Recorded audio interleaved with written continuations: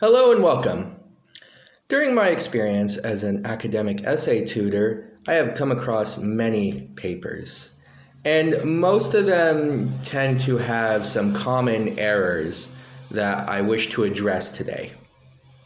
Today I'm going to look at academic papers and mostly from the social sciences. That is my area of expertise, the social sciences.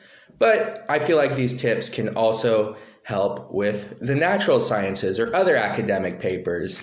So let's begin. Number one, your hook is too broad or it's too irrelevant. Now, the hook is an incredibly important part of the paper, and it's also one of the hardest parts to write, in that you have to find a way to get the reader's attention without saying too much and without adding too much to overwhelm them early on. So what most papers I've seen, the biggest mistake I've seen in these papers is that writers will go way too broad. So say their topic is about medieval economics. They will start their paper saying something like, "From the dawn of time, man has found a way to make economics work," or something like that. Usually these broad sentences don't have much to do with the actual paper. Sometimes these broad statements are too vague. And sometimes these broad statements just do nothing. It's just padding and does nothing to capture the reader's attention. The best way to write a hook would be to take a small part of your research. Usually a story works for this, an anecdote. And what you want to do is you want to take that anecdote, put it at the beginning to get the reader's attention, and then in the introduction, build upon why that anecdote is relevant to your paper, giving some background and then leading into your thesis. This is ideal for longer papers, but it works just as well for shorter papers. Another issue I see with the hook is that sometimes readers will just throw in a quote and then not elaborate on it. Now, quotes are fine. Quotes are good. If you set them up properly, a quote could be a very good hook. But you have to elaborate it, and you have to say why this quote is important, and you have to make sure the quote is relevant and leads into the thesis. Number two, thankfully this one is an easier fix than writing a good hook. With your thesis, you do not want to use the words "I think," "I believe," "in my opinion," etc. This is unnecessary wording, and it just adds pointless padding to your thesis. Now, at a later date, I do want to elaborate on how to write a good thesis because it is such a crucial part of a paper, and a good thesis could help an essay write itself.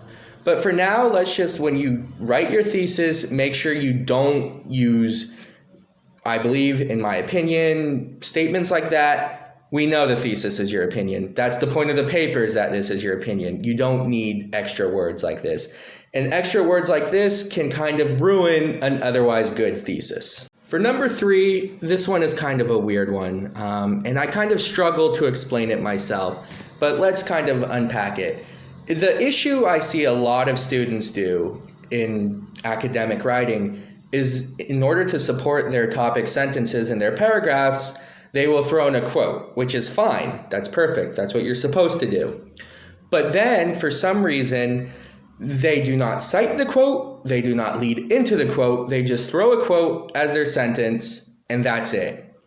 And this is not how you do it. This is not a good way to practice academic writing.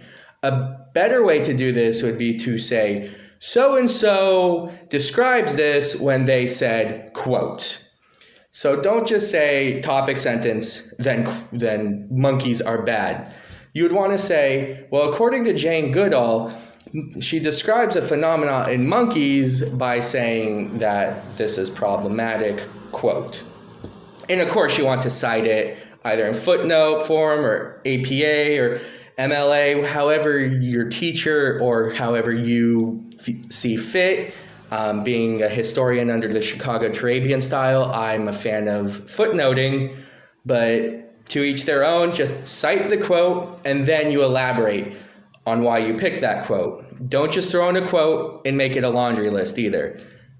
Make sure you answer the question, why is this quote important? Number 4.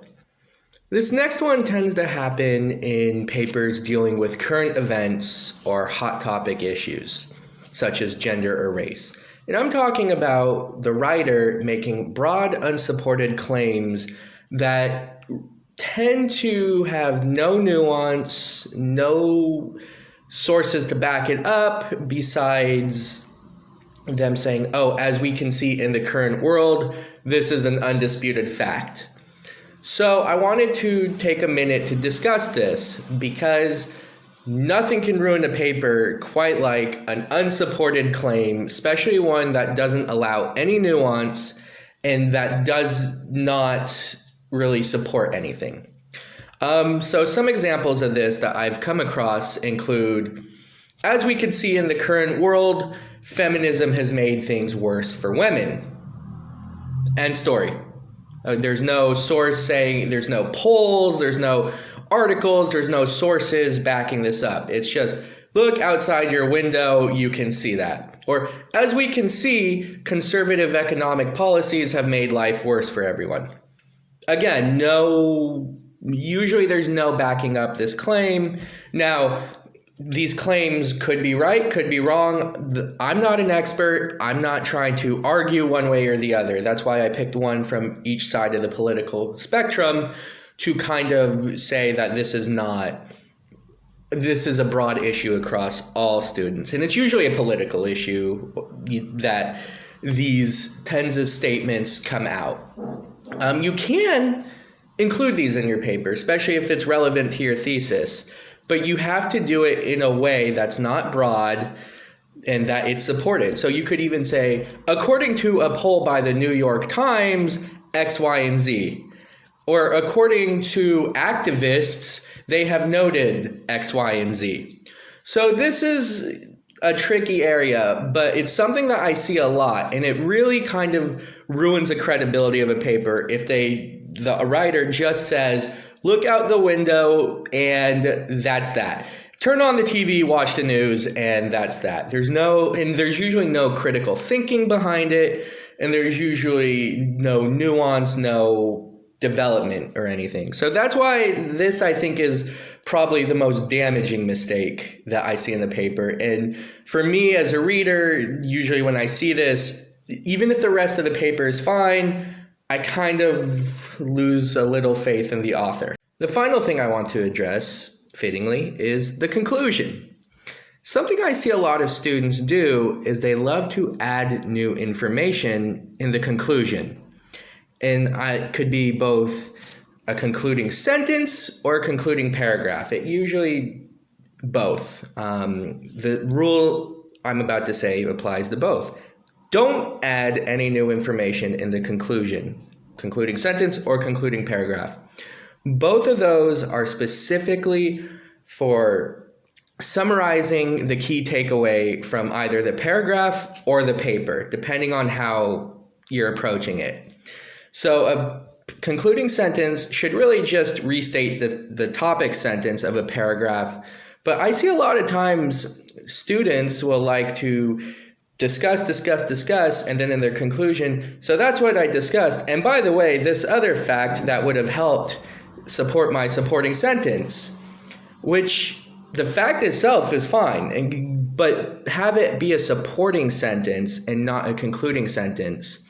And something else, in similar case in the concluding paragraphs, they'll summarize and be like, this is the key takeaway from my paper, main ideas from the previous sentence. And by the way, this is also going on, and this would also be helpful to my paper, but I didn't quite know where to put it, so I threw it in the conclusion. And you don't want to do that.